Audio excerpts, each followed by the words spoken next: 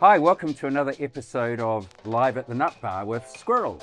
Today we've got one of my favourite topics, which technically is called behavioural economics, but in short terms it means while we do dumb stuff, but it's totally rational to us. So joining me today on the couch, I've got Katie Wesney, who is National Coaching Lead at Enable Me, and you can perhaps talk in a moment about what Enable Me does.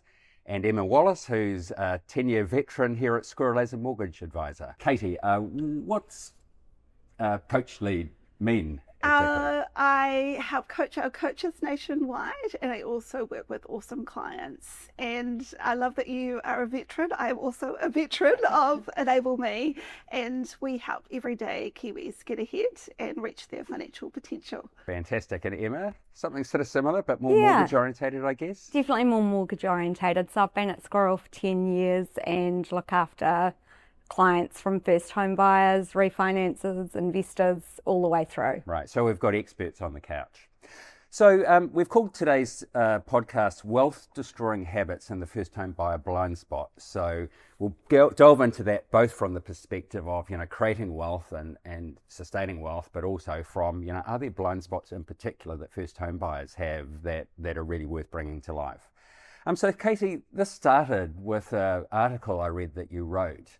Can you just sort of give us the quick soundbite of what the theme of that article was? It sort of was someone thinking about something at a petrol station, if I recall correctly. Yeah, so theme is that we, particularly when there's uncertainty in the world, which we know there's lots of uncertainty at the moment, election year in New Zealand, a war, petrol prices are spiking.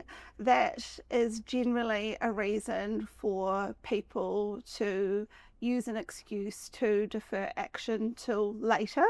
But I'm really challenging that concept of later, because later very generally never comes. And so that becomes an excuse for not taking action with their finances in particular.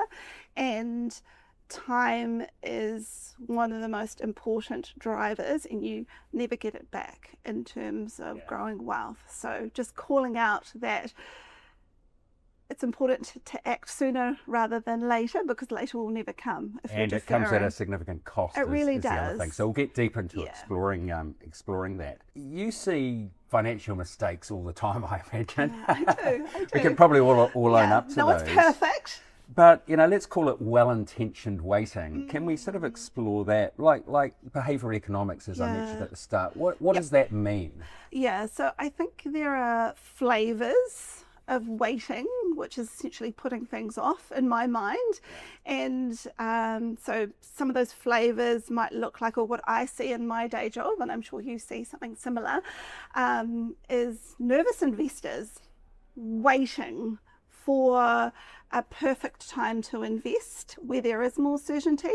So lots of people at the moment are sitting on cash waiting for more certainty in the market.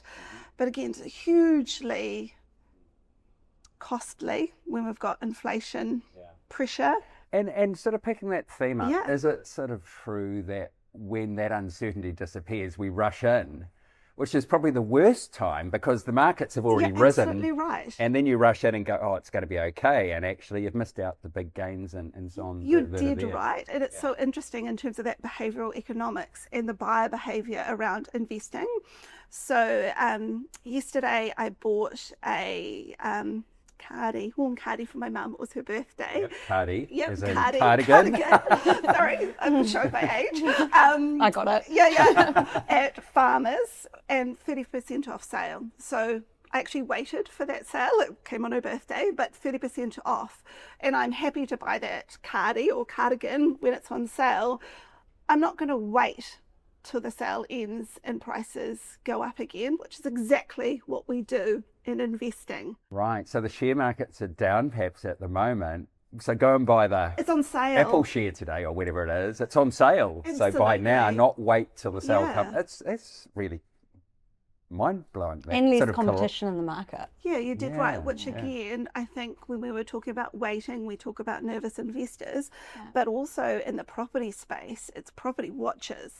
So first home buyers, investors, they are waiting for the bottom of the market. And the trick with the bottom is you only know it's the bottom when it rises again, and you look back and you're like, I sure bought it. But again, property is a long-term investment, whether it's your house. You've just got to get in there, do the thing, and then you're not paying somebody else's mortgage, but also you have a plan, and it's easier to pay off debt than it is. So we'll come to the mortgage side in a moment. I just wanted to probe on insurance, because that's sort of one of those weight things that can be absolutely devastating if you get it wrong. What are some examples? Like what's the scenario of waiting for the various forms of insurance? Yeah, well, you miss the boat, don't you? You get a diagnosis and you are not insured, and I think people use uncertainty as an excuse not to act, but uncertainty is the reason to act. So for insurance, you get it before you need it. Yeah. Otherwise, you can't get it when you need it. But how obvious is that, just in terms of you insure your house, you insure you, particularly if you've got people who are relying on you. So again, and you're proactive in that space. What just grinds my gears in New Zealand is we're just so passive in this space when we're looking at growing wealth, buying property. We're just so passive, and actually you get it before you need it, and you make sure you review it so it's still fit for purpose. Yeah. Is it almost like for a home buy, you save your deposit, then you buy your home, on insurances, like you buy it when you don't need it, 100%. And you can't foresee a scenario when you do. Absolutely. So an example I sort of use is insurance for life insurance is incredibly cheap for young people.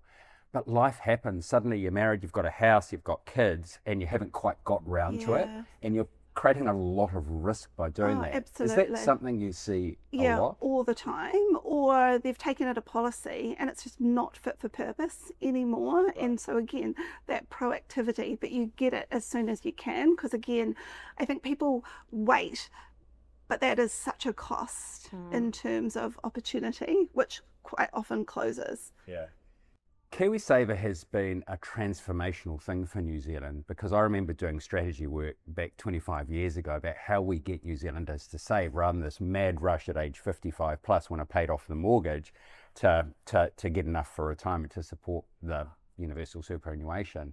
KiwiSaver almost forced us into saving because it's automated, and I'd like to come back to that theme, but in your eyes, is KiwiSaver one of those breakthrough things that has profoundly 100% changed things? Yeah, 100%. And even it shows you how even little amounts are so impactful. And I think that is a trap often for first home buyers, whereby they see generally quite a big mortgage and they're like, oh, is this 3.5% even going to make a difference overall? And sometimes, they can defer that for other things. And you're like, wow, if you're doing that and you're employed, you are leaving money on the table. Yeah. You would have had an employer contribution.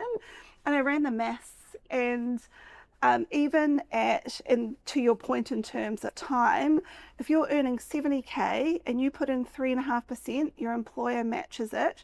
You start at 25 versus 35. You've got 295k more at 65. Okay. Just so starting 10 years earlier. There is a cost to it, real cost. Waiting costs hundreds of thousands of dollars just for an everyday Kiwi is the point. It really does. So Emma, flicking over to the mortgage side, especially starting, say, with first home buyers, you scrimp and scrape and you save your deposit. KiwiSaver is often part of that. And we can talk a little bit about that. And then you hit the finish line. What does that finish line look like? Well, buying your first home, and I guess what we probably say lots of clients, we always chat about from day dot setting accelerated payments so that you're not giving the bank 30 years of your mortgage. And that's probably where a lot of first home buyers are like, yep, do that down the track. And it's probably like the tomorrow, which never comes, but the power of just increasing the payments a little bit to not give the bank 30 years of the mortgage, it's really powerful. But I get it, cash is king, cost of living, that it is easy to be like, I'll do that down the track, but a lot of people don't. I guess if you think about it, you've bought your house, you've generally used your KiwiSaver. If it's a couple, it's both partners have used their KiwiSaver. The KiwiSaver balance is now pretty much zero, so they're starting again probably at age 35. Yeah. But at least they've got their house and you're paying down the house. Do you see frequently that people don't restart that KiwiSaver?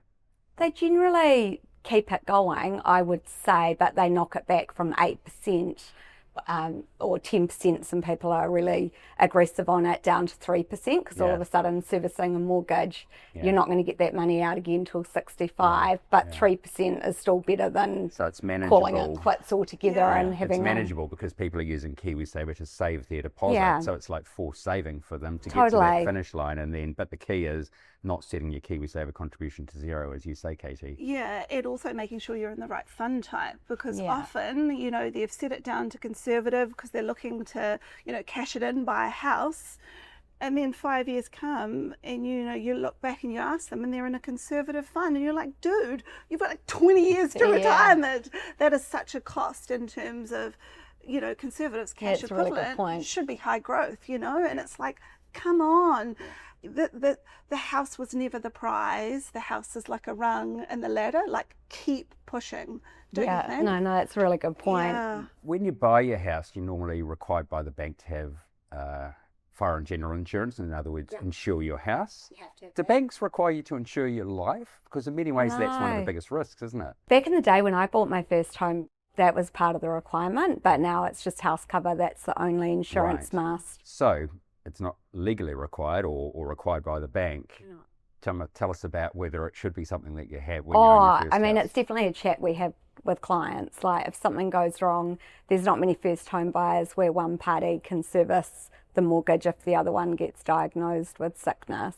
And it's one of those things, like, it's a hard chat to have because, you know, a lot of first home buyers are like, oh, mum and dad will bail us out, but lucky mum and dad. Yeah, I don't know if mum and dad will bail them out, and some cover is better than none is sort of the mantra we give clients. So Katie, like, what, say for a 35-year-old male or female, you know, let's think $1 million of cover, let's go big. Are we talking tens of thousands of dollars of insurance premiums or different or much lower? Not necessarily, actually. It's again, what are your risks? What are you insuring? What does your partner bring to the table as well? But again, I've just seen so many clients who, you know, their husband has had a cancer diagnosis, can't work actually, infinitely, still with us, thankfully. But that is the thing that makes a difference in terms of making ends meet, and a really terrible thing actually okay. Yeah. And I think the younger you are, sometimes you're a little bit more naive, because I love that saying, you know, everyone has a plan until you get punched in the face. And at 35, Mike Tyson. you're going to get punched in the face. And part of the uncertainty and not deferring to later is that you do things when you can. When it's within your control. Exactly right. Does everyone get punched in the face one day? Vast majority. If it's not you, it's your kid, it's somebody you know. And in general, in New Zealand, we are just so darn complacent. It is frustrating, because the averages and the maths are, we're not doing what needs to be done, and we're like, oh darn, interest rates are going up. And it's like, well, there was a really long window when they weren't. How about we make progress when we can, not when it's hard, because that's when we look at all of this stuff. Interest rate pressure in the, you know, in the near future, sadly. This is when we're like, oh no, maybe we should have a look at our mortgage structure. Are we doing what needs to be done? So likely you aren't. So best focus on what you can, because there's all lots of things you can do. And I think when you buy your first home, you're like, oh, that was hard, that's exhausting. And it gives you permission to be complacent. Yeah. And actually what complacency looks like for the vast majority of New Zealanders is we pay off a mortgage over 30 years. Yeah. We spend everything that we earn. We don't look at our insurances. We don't get a will. And we are average and we're fine. But fine doesn't help when you get sick and you're staring down a really hard diagnosis, or you want to help your kids, or someone dies. You can't eat your house and sitting there complacent with equity and a really long mortgage term will not serve you. Emma, you in your intro talked about setting your payments a bit high. Can I just sort of paint a couple of scenarios and get your view? Go back 2 years, we had mortgage rates over 7%. It was tough. You know, there was no surplus cash. go back 4 years, interest rates got to sort of 2 point something%. And We bought jet skis. under those sort of scenarios, when interest rates are really high, do you just go, bite the bullet? And then when interest rates are really low, it's like make hay paying down the mortgage, creating a buffer. Is that the sort of strategy? Well, clients that were, say, rolling off 6.99, fixing on 4.99, and the budget was used to that 6.99 payment, keeping that payment going forward, you're just going to have that much more principal, and it's sort of like the budget was used to it, but the average Kiwi will take the cash in the back pocket. You know what I mean? Or maybe you do somewhere in the middle. It's great. Yeah. So spend a bit, save a bit. So like what a 2% reduction in interest rates if you keep your payment the same, substantial. I mean, does that knock off a few months off the mortgage or more? No, it would be years. Like years. generally, so a 25-year mortgage might get down to what, 10 or 15 years even?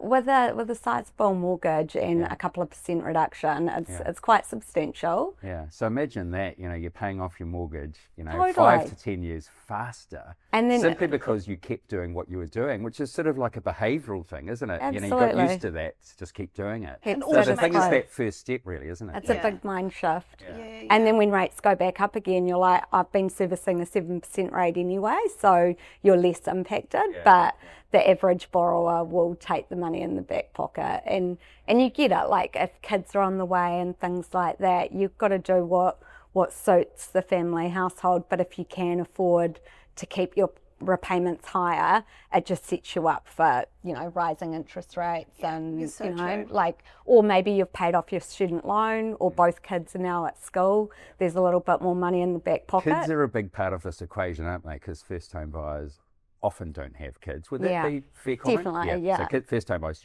generally don't have kids, we'll say. They're in the pipe. So how should you be shining. thinking? The sun is shining. Make hay. Didn't say. What is that? Dual income, no Things kids. are going to get harder, team. You're going to have more things to spend on. Yeah. So think Make about hay. getting ready for when the kids arrive. So get your insurance sorted, create a buffer in your mortgage because you'll probably be dropping down to one income for a while. Yeah. What are the other things to think about kids coming? Are there other, things like wills and all that? Yeah. Well, what are some of the other things? Life insurance. Yeah, Life insurance. absolutely.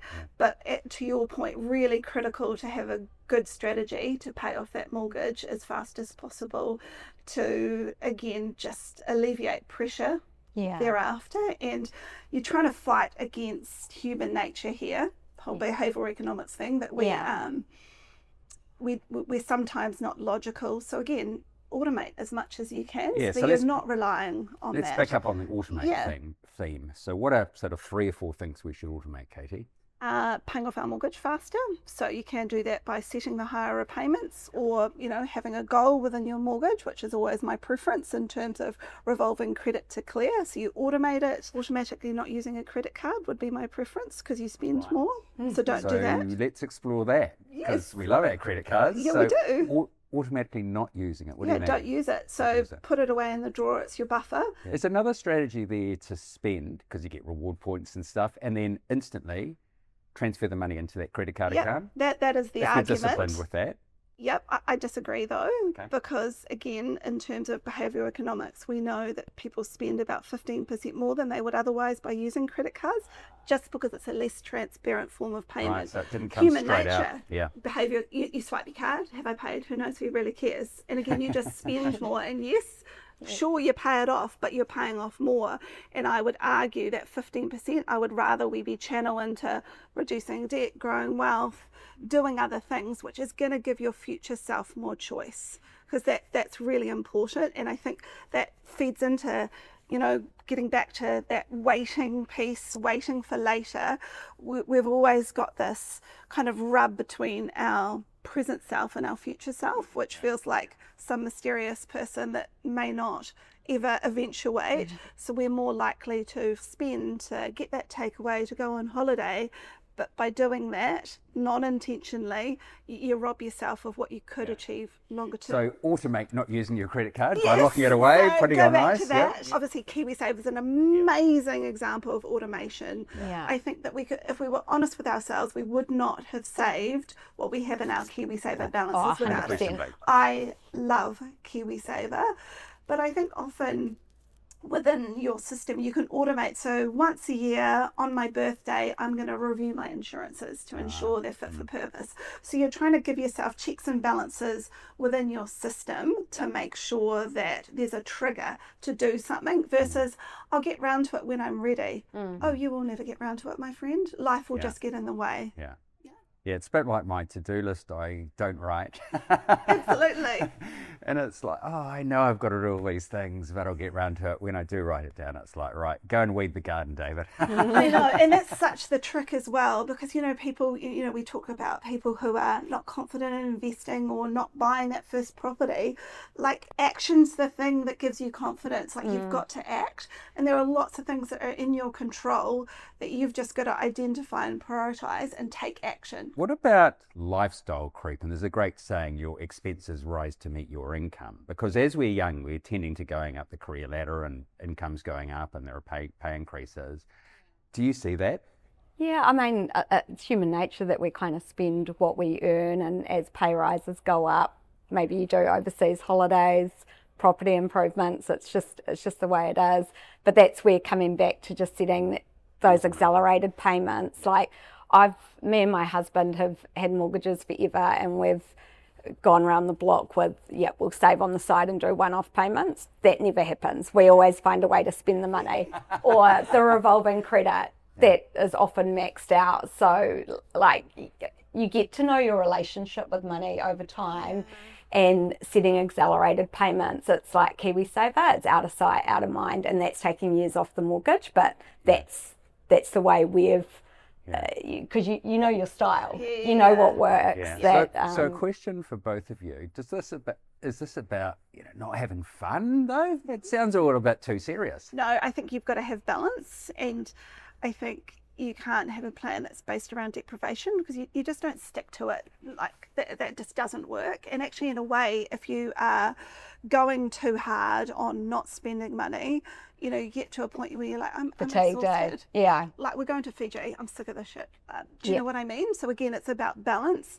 And I think when I work with clients, we're figuring out, well, what are your non-negotiable costs? Let's earmark space for those, because that means that, you've got that happy life, you've got that balance, but everything else you channel as productively as possible. And then you sustain it, right? I'm a fan of buckets. Yes. So, I've got my holiday bucket, the kids' education bucket, and then I've got my check account's called my play money account. No judgment. Your spend money. A bucket's a good idea for most people. Oh, 100%. Okay. Yeah, non-negotiable. Yeah, understanding what you're capable of, and then automating even your bank account structure, like you said. For my clients, main account, less regular spending, bills day to day, and then we automate the goal. Again, I love that saying, you don't rise to the level of your goals, you kind of fall to the level of your systems, and you're trying to create systems and structures in an environment where the default position is success, not failure.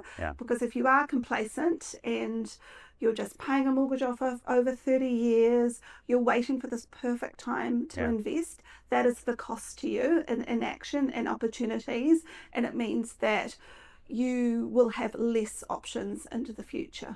And for we've talked a lot about first home buyers, but for the rest of us, onto our second or third home, are the messages different or the same, Emma? I think complacency is probably the big one, where you've had a mortgage for a number of years and you just look at generic refix advice and you're just plodding along, that having real customised and tailored structure to suit your needs, everyone could probably do with a bit of a shake up with their mortgage structure, wouldn't you say? Oh yeah, absolutely. And you think it's so strange, and we behave so strangely around our finances. You think, we often talk about, your car, you go and get that warranted every year to get across issues before you feel it, right? But very rarely do we sit down as much as we should in terms of our finances. Our insurance is fit for purpose. Is our debt structuring what it should? Is our will still relevant?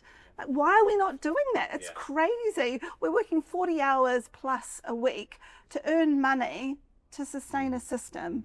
I challenge that notion, because we can do better. Yeah. Is there a sort of a checklist available, say, online where people listening to this could go to and sort of grab the here are the 10 things, or you almost don't diarise it, what are the top 10 things to think about? Or is it an article or something we've got to create after this podcast? Yeah, maybe. Thank you. Yeah, You've seeded it. But I think practically sitting down and understanding where you're at initially, from a cash flow perspective, as you've said, drives absolutely everything. So 3 months of bank statements, cash in, cash out. Is there anything left over? Yeah. If there's not, there should. So is there a bit of an audit you can do to cull? Looking at your mortgage, again, are you being proactive with that, or are you just kind of limping along? So again, I think it's understanding where you're at and really looking at it in terms of opportunities is a good place to start. Emma, is the fixed rate rollover a good trigger? I think it's a great trigger. Yeah. So just explain, how that would work. Well, if you're coming off a higher rate to a lower rate. So you've got a fixed rate maturing is the key point. Fixed rate maturing. Let's say it's maturing next month. You're rolling off a 6% rate. We're now in a lower interest rate environment. Great time to be like, hey, we've actually had pay rises where cash flow's okay. We'll keep the repayments as they are, or even rise them up. Is it good that New Zealand's got the structure of fixed rate? So there is a trigger event, because a lot of this has been about automate, but also trigger events for review. And so, I think in Australia, everyone's on a floating rate. So there's sort of no real trigger event. You just keep paying. Whereas in New Zealand, you've got that regularity of almost everyone's got a fixed rate. So whether it's 1, 2 or 3 years, at least it is a trigger event. Is the message though, talk to an advisor when that trigger event is occurring? I think so. And instead of just looking at generic advice like, the 2-year refix approach, which a lot of average Kiwis have sort of done that, or the 1 year, chatting and just being like, hey, is an offset or a revolving credit, or should we just slam the mortgage down quicker? Just a refix is a great trigger point to just do a bit of a review. Yeah, just a sort of a side angle for existing homeowners. Is the amount of equity you've got in the home a good thing or bad thing? Like, you took your mortgage out, 10 years ago, you paid $350,000 for your house. Your mortgage was $320,000. It's now maybe $300,000, but your house is worth $600,000 or $900,000. So is that fact that equity's grown a good thing or a bad thing, or do we tend to overspend because we feel like we're rich suddenly, or like what? Yeah, I think, when COVID times hit and all our houses went up like crazy prices, we all thought we're sitting on a gold mine here, topping up our mortgages to do things. But now we've seen, a lot of equity, like people are feeling poorer because they don't have the same equity growth. I guess equity is part of that wealth building sort of scenario. Pay off your mortgage. Inflation will almost ensure that your house value is going to go up, whatever else is happening. So you're creating wealth through the discipline, I guess, of home ownership and paying down your mortgage. Yeah, and that's the great thing about having property, that a bigger valued asset is appreciating over time. That's fantastic. But again, in my mind, you want to create more equity. You do that by, no matter what's happening with the market, you reduce your debt, but also not letting that, I've got 600,000 in my house, be the reason to be complacent as well, because again, that's a mythical value in terms of paper, but also you can't eat your house, so you've got to create other things elsewhere to ensure that you land where you need to. We'll wrap up in a moment with some rapid fire questions, but wills. Do New Zealand have wills? Are they really necessary when you're sort of 25? Yes, they are. Any sort of asset, then you should have a will. Otherwise, it's just a long, arduous process for those that you leave behind. And again, you want to be proactive. I think the stats a year or so ago were like 50% of New Zealanders have wills, which is just crazy so in terms of those. It's protecting yourself and your family, who you love so dearly. I'll never forget, I worked with a young lawyer who had a heart attack when he was like 32, and he said, Katie, the most confrontational piece of that entire episode of having a heart attack when you were young is that he had to do his will, that whole same scenario, builder with street in the house. He had to do a will in the hospital with his wife standing there with the baby having just had a heart attack. He was like, staring down the barrel. So again, you do it before you need it. That's the whole point. Is that something you talk about with clients, wills? A little bit, probably not a huge amount. We rely on the lawyer to maybe cover that off. Yeah. Same with contract out agreements and Yeah. things like that with different parties. Yeah. Bringing in different amounts of deposit, just protecting yourself. Yeah, we do talk about it as well as enduring powers of attorney. I think it's really important that those two go alongside. Just if, something happens to you, that your wishes are, carried through, etc. And again, part of protecting yourself before you need it. Okay, let's close with the lightning round. So just an answer with no explanation of why. So Katie and then Emma, the most expensive word in finance is? Later. Interest rate. Love it. One thing that listeners should automate this week. We'll start with you, Emma. I think the power of accelerated payments, even a small amount, it makes a difference. So increase payment.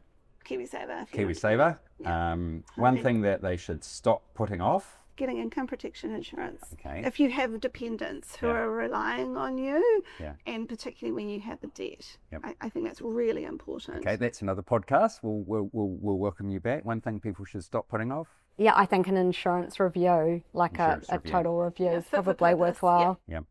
If someone falls behind, what's the one reassuring truth? The best time to start was 20 years ago. Second best time is Today. today. Yeah. And you can't affect what has happened in the past. All you can affect is what happens in the future, and that's what you anchor yourself to. Yeah. So do it today. You might have not done it yesterday, Yeah. but do it Do it today, today because with grace. the implications of waiting till tomorrow are And it's severe. exciting. Like, let's get excited, Yeah, and control the controllables. Yeah, wealth creation's fun, isn't it? It really is. I'll add my one thing, and that is to track your health too. So personally, I've got a health tracker, and I tell you, it's been a game changer. It's taught me about my bad habits with things like sleep, for example, even alcohol, and how that impacts sleep and so on. And it's just been that it's taught me something I didn't know, which I guess is the theme of this. When you understand and when you talk to experts, in this case the experts in AI tool, but do something about it as opposed to wait till tomorrow. That's really the theme, isn't it? Act today, because you might not have acted yesterday, but today's better than tomorrow. Okay, that's us for another week. Thanks for listening, and we'll see you at the Nut Bar again soon. Thanks for listening to today's podcast. If you have any questions or things you'd like us to talk about in the future, get in touch with us at david@squirrel.co.nz or john@squirrel.co.nz. And please do share this and subscribe anywhere you get your podcasts. The opinions expressed in this podcast are not financial advice or a recommendation of any financial product. Any commentary provided are personal views and are not necessarily representative of the opinions of Squirrel. As always, we recommend seeking professional investment or mortgage advice before taking any action.